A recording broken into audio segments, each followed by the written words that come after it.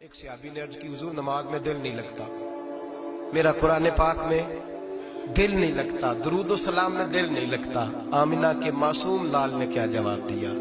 حضور نے فرمایا جا اپنی نظر جا کے پاک کر لے، اللہ کے نبی کا وعدہ ہے تیرا سجدے میں دل لگنے لگ جائے گا۔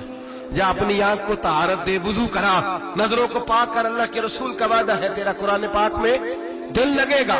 جا جا کے اپنی نظر کو پاک کر، وعدہ ہے تیری زبان پہ درود و سلام جاری ہو جائے گا، اللہ کا ذکر جاری ہو جائے گا۔ میرے بھائیوں، عورت کا پردہ، عورت کا حجاب دین میں اسی طرح فرض ہے جس طرح نماز فرض ہے، جس طرح روزہ فرض ہے، جس طرح زکوٰۃ فرض ہے، اسی طرح عورت کا پردہ بھی فرض ہے۔ اگر کسی گھر میں عورت پردہ نہیں کرتی، اس گھر کے مکین سارے اللہ کے حضور جواب دے ہیں۔ میرے حبیب کریم علیہ السلام نے جس عورت کو پسند کیا، جس عورت کی تعریف کی، جس عورت کی بابت میرے نبی نے ارشاد فرمایا، وہ بڑے خوبصورت لفظ ہیں، صاحب احکام القرآن میں لکھے ہیں۔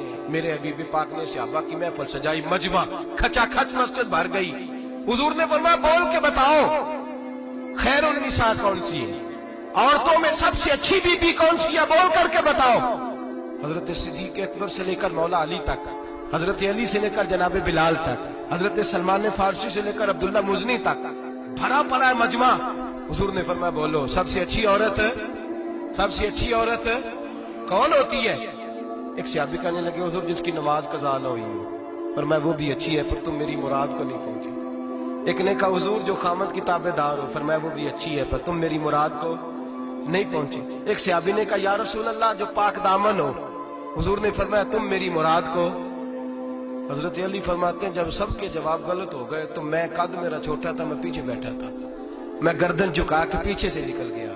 سیدہ طیبہ طاہرہ حضرت فاطمہ الزہرا رضی اللہ تعالی فرماتے ہیں بی بی صاحب کے پاس پہنچا، میں نے کہا فاطمہ حضور نے سوال کیا ہے۔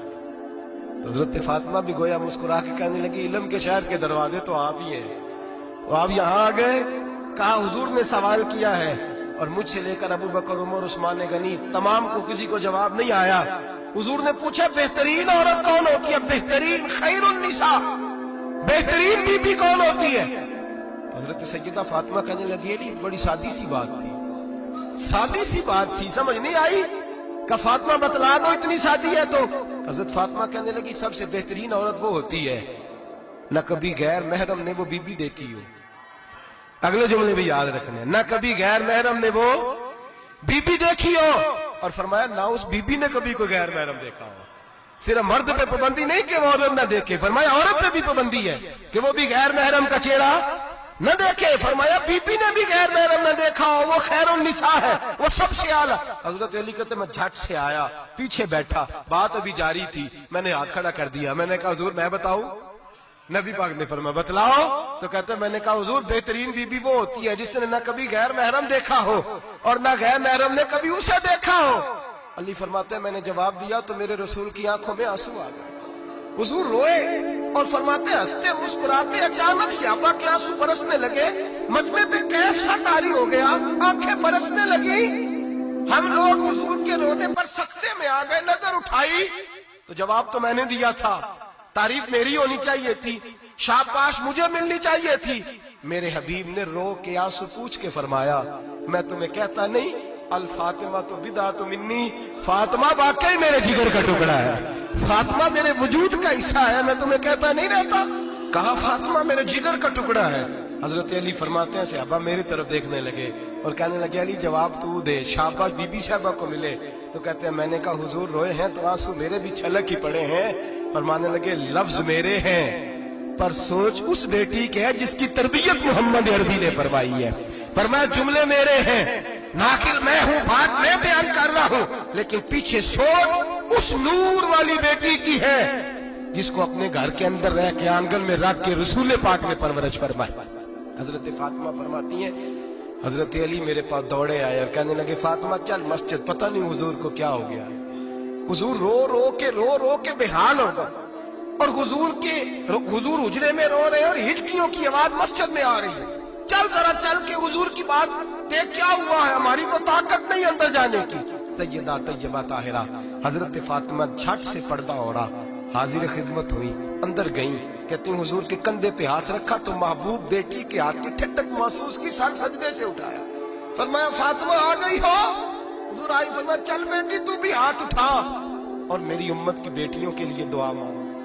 चल तू भी हाथ उठा, मेरी उम्मत की बहनों माओं के लिए दुआ मांग। महबूबा क्या हुआ? मेरे हबीब ने फरमाया रात मुझे दिखाया गया है, दोज़ख में कुछ बीबियां हैं, उनके बाल फरिश्तों ने बांधे हुए हैं और उन्हें गुर्ज मार रहे हैं। वो चीखती चिल्लाती हैं और मदद के लिए पुकारती हैं, बड़ी तकलीफ में हैं। तो बीबी साहब अर्ज करते हैं या रसूल अल्लाह उनकी गलती क्या है?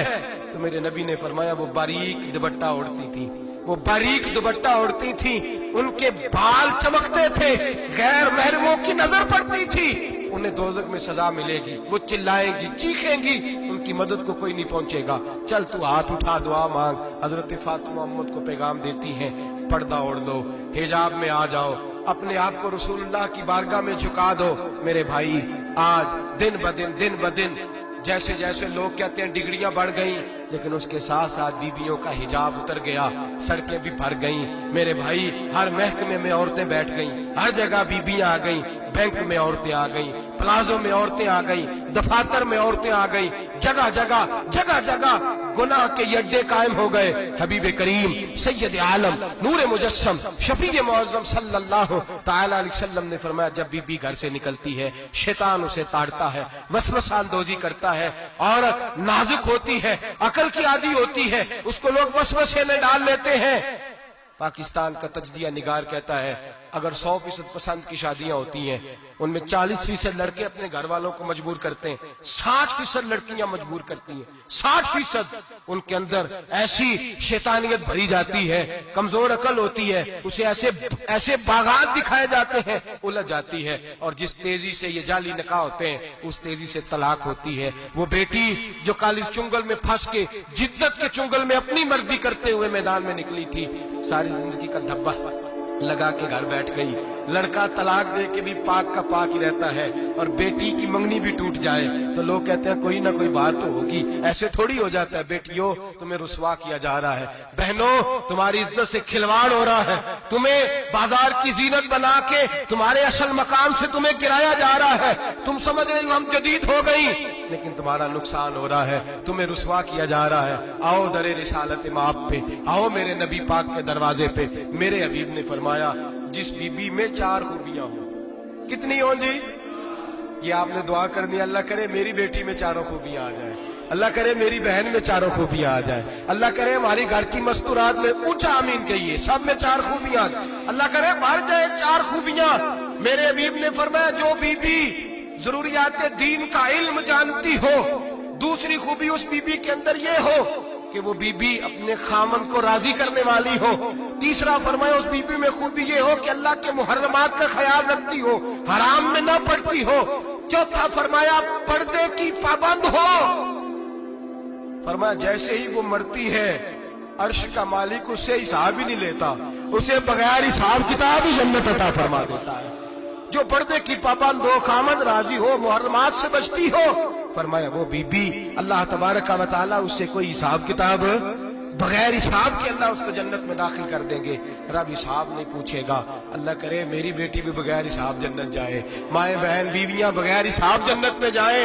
अल्लाह करे हम सब के घरों में जितनी औरतें हैं उनसे कोई हिसाब ना लिया जाए, बगैर हिसाब भी जन्नत में जाए। फिर उन्हें पर्दे का पाबंद करो, फिर उन्हें शौहर की ताजीम सिखाओ, फिर उन्हें हराम से बचना सिखाओ, फिर उन्हें रसूलुल्लाह सल्लल्लाहु अलैहि वसल्लम की बेटी का उस्वा नूर सिखाओ, फिर उन्हें हजरत आयशा की सीरत पढ़ाओ, फिर हजरत खदीजतुल कुबरा का तरीका बतलाओ, फिर उन्हें रसूलुल्लाह की कनीज़ाएं बनाओ।